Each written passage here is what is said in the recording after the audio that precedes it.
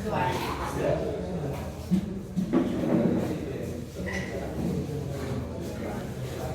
तूच आवडे देवाला. खरं तर 75 वय हे जाण्याचं वय नाही असं म्हणू शकत नाही.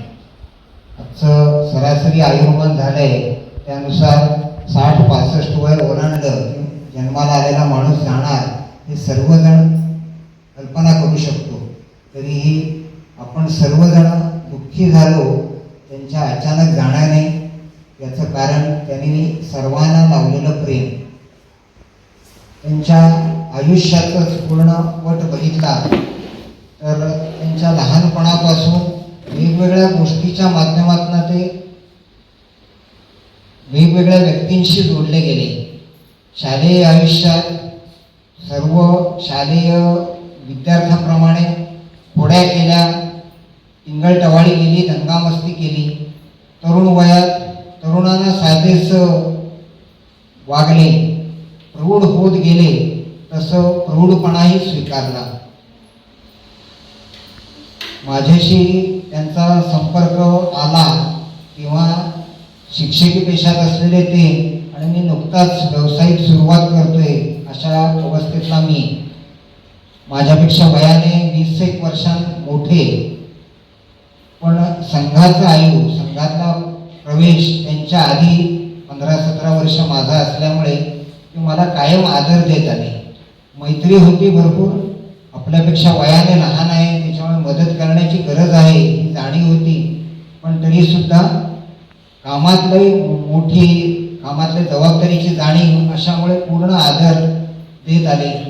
माझ्याकडे जिल्ह्याची संघाची जबाबदारी होती तेव्हा ते तालुका कार्यावर होते आणि स्वाभाविकपणे तालुका कार्यालयाला त्या तालुक्यातलं काम बघायचं आहे. जिल्हा कार्यकर्त्याला जिल्हावर प्रवास करायचा आहे तर आपल्या तालुक्यात जिल्हा कार्यकर्ता येतो तेव्हा घ्यायला लागणारी काळजी, त्या अनुषंगाने त्याच्या गोष्टी स्वीकारणं, अशा सर्व गोष्टी ते तेव्हा करत आले.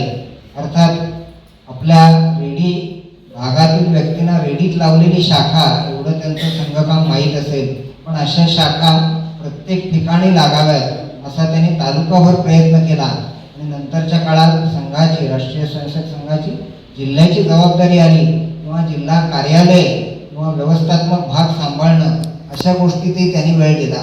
अर्थात संघातली कुठलीही जबाबदारी ही नावाप्रमाणे जबाबदारी असते, पद नसतं.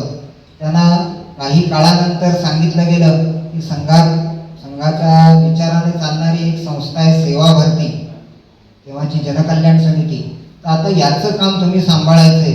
खरं तर मनाने ते थोडेसे खट्टू झाले की संघकामात अधिक आनंद येतो आणि हे काय वेगळं सांगताय.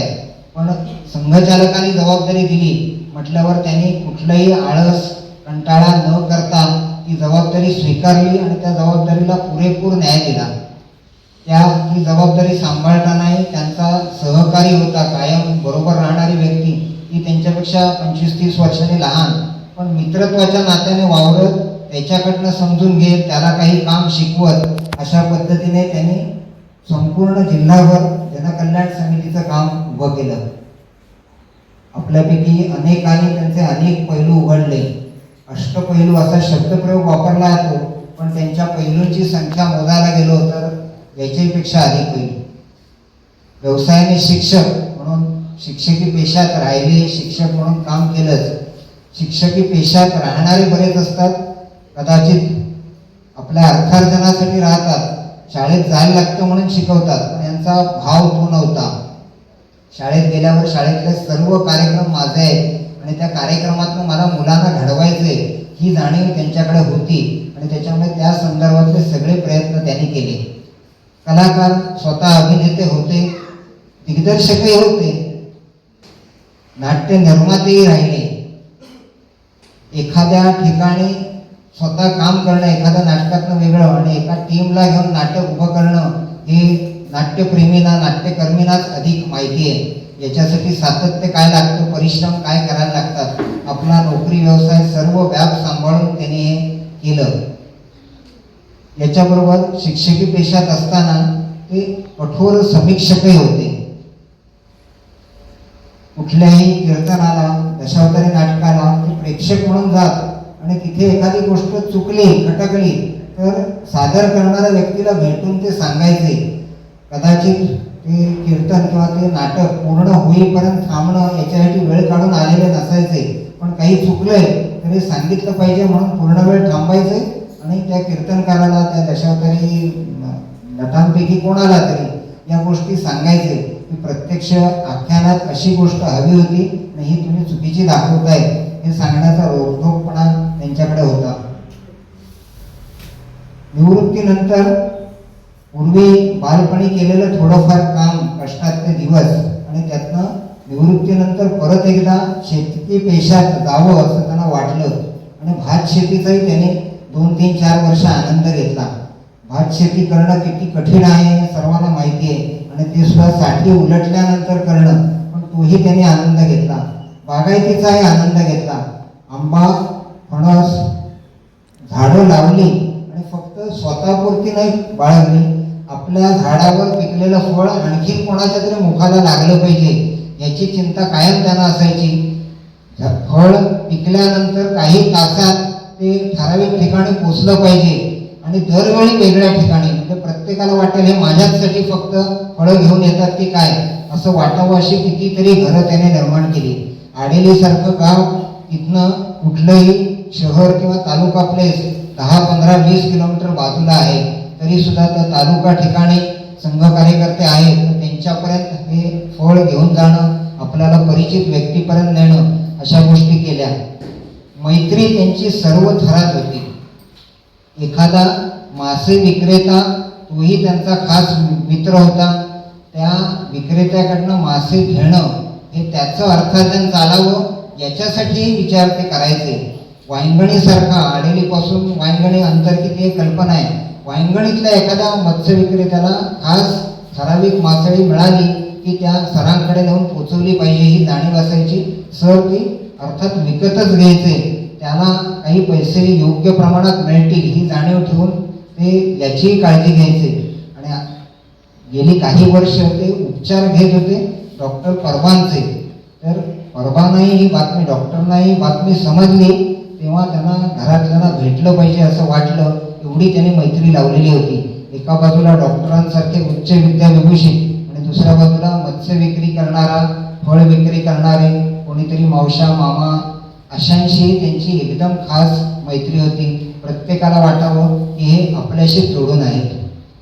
बऱ्याच वेळा एखाद्या व्यक्तीला देवत्व दिलं की पुतळा, प्रतिमा किंवा त्यांचं पूजन करणं इथपर्यंतच राहतं. देवाच्या आणि आपल्या मधला भाग आहे संत सज्जन. थोडासा मोह होतोय मला, यांच्यातले संतांचे पैलू हे अनेक होते. कोणीतरी मगाशी म्हटलं ते संतापी होते. दुर्वास मुनींसारखा त्यांचा संताप होता. चिडले की कोणाला खैर नसायची, त्याच्यामुळे ते चिडू नये याची काळजी घेऊन आधी बरेच जण वावरायचे. संघाच्या कामात आले त्याच्यानंतर ज्या वयात आले तिथनं संघाचं सगळी माहिती घेणं, समजून घेणं, संघाच्या प्रचलित कार्यक्रमानुसार संघाचं शिक्षण घेणं, जसं FY, SY, TY असतं तसं प्रथम वर्ष, द्वितीय वर्ष, तृतीय वर्ष असं शिक्षण असतं. त्याच्यासाठी मे महिन्यातले 20, 25, 30 दिवस काढायला लागतात. असं काढून त्यांनी तृतीय वर्षाचं शिक्षणही पूर्ण केलं आणि त्याच्यामुळे संघाच्या आवश्यक गोष्टीतला खाकीपणा, काटेकोरपणा हा त्यांच्यात आलेला होता आणि त्याच्यात तो कडकपणा कदाचित काही जणांना दुर्वासासारखा वाटला असेल. पण दुसऱ्याच बाजूला ते तुकारामांसारखे मेणावूनही मऊ होते. एखाद्या व्यक्तीची संवेदना त्यांना एवढी भावायची, काही गोष्टी त्यांच्या घरातल्या गरिबी असेल, दारिद्र्य असेल, आजारपण असेल, याने ते पराकोटीचे दुःखी व्हायचे आणि आपल्या जवळ जे असेल ते द्यायची त्यांची तयारी असायची.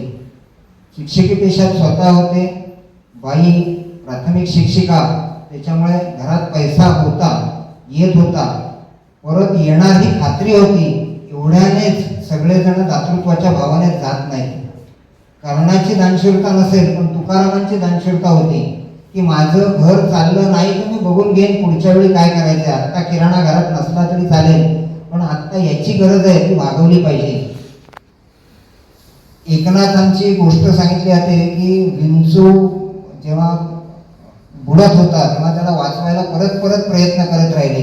इथे भाव होता की विंचू हा चावणार, पण माणसाचा स्वभाव आहे की वाचवलं पाहिजे, माणुसकी दाखवली पाहिजे, आणि त्याच्यामुळे त्याच्यासाठी मी परत परत प्रयत्न करणार.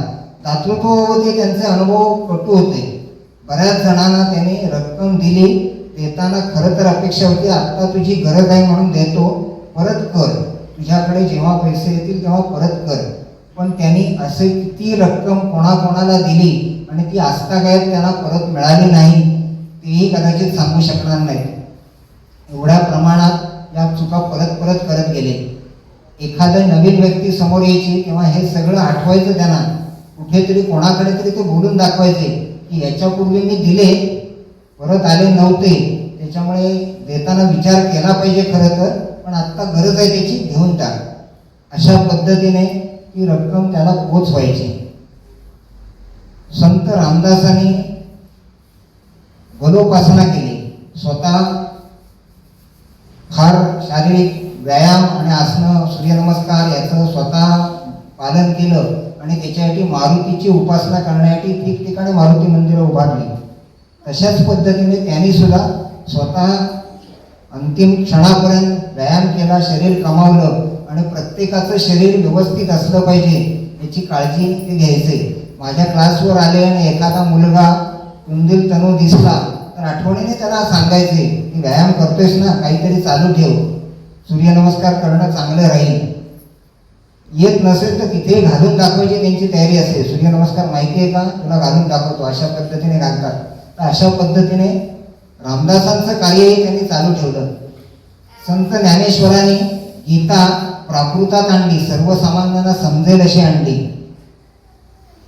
बागलकर सरने रामरक्षेसाठी असं केलं म्हटलं तर चुकीचं ठरणार नाही. रामरक्षा संस्कृतमधनं आहे आणि सर्वसामान्य विशेषतः अशिक्षित घरातल्या मुलांना सहज म्हणता येईल असं नाही. असं म्हटल्यावर त्यांनी रामरक्षा शिकवायला सुरुवात केली. एकदा शिकवून रामरक्षा पूर्ण शिकता येणार नाही माहीत असल्यामुळे त्याचं 15 दिवस महिनाभर वर्ग चालवायचे. तो वर्ग झाल्यानंतर त्याचं बक्षीस समारंभ करायचे.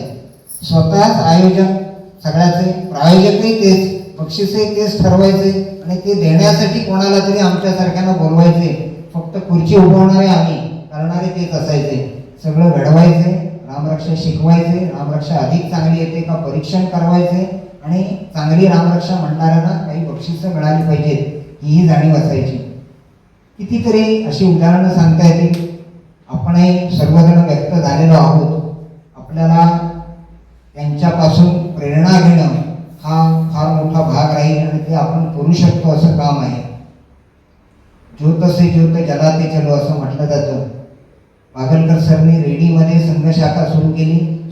ती बोंबडोईची वाडी, एक वाडी अधिक आवडणारी, रुचणारी किंवा प्रत्येक घरातला संपर्क असेल, पण रेडीतल्या अन्य वाड्यातही त्यांनी कधी ना कधी काही ना काही काळ संघकाम चालवलं. ते साप्ताहिक मिलन स्वरूपात असेल, रेडी असेल, एक वेळ 3 किंवा 4 वाड्यात संघाची शाखा सुरू असलेली मला माहिती आहे. त्या पद्धतीने त्यांनी इथे काम केलं. तेच काम सर्वत्र सुरू व्हावं ही त्यांची अपेक्षा होती. संघाचं प्रचारक जाणं, शिक्षण संपल्यानंतर पूर्ण वेळ कार्यकर्ता अशा स्वरूपातलं काम करणं ही अपेक्षा असते की त्याने अधिक वेळ काम करता येतं. असा प्रचारक द्यायला सुद्धा, प्रचारक घडायलाही त्यांनी प्रेरणा दिली. बोंबडोईच्या वाडीतले अमित नाईक हे त्यांच्या प्रेरणेने संघशाखेत आले आणि त्यांच्याच पाठिंब्याने 3-4 वर्ष संघाचं पूर्ण वेळ काम करण्यासाठी प्रचारक म्हणूनही जाऊ शकले.